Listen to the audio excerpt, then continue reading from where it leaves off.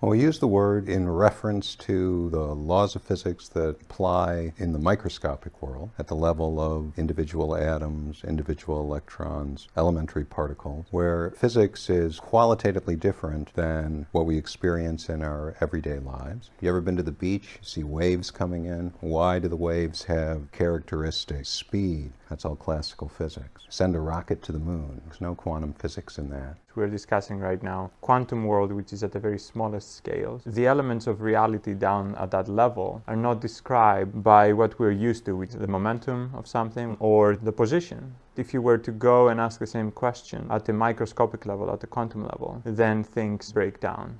So things are different there. It's called the Heisenberg microscope. If you imagine if you have a little particle and you wanted to look at it, you could know its position perfectly well at one instant in time, but then you wouldn't know where its position was after that, right? So even light that you'd use to observe it would still disturb it. It would transfer momentum to the object and kick it. And now all of a sudden you've given it an infinite uncertainty in terms of its velocity. To predict where it is after that, you'd have infinite uncertainty in terms of its position.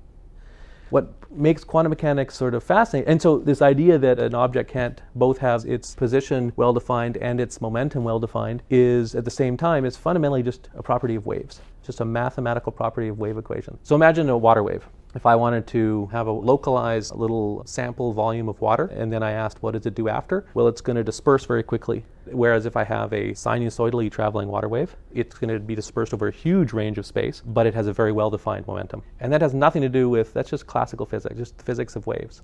We're trying to understand these wave properties of things, you know, the wave property of you and I. We don't disperse. Electrons don't just fall apart. Protons just fall apart. It's natural to think of them as point particles or little objects. It's not natural to think of them as waves. But that's what part of what quantum mechanics is doing. The whole point is that people are now exploring bigger quantum objects that are much larger, you know, billions of atoms in it, in our case. And the question would be, does it still behave quantum mechanically? Can I describe that with a wave function?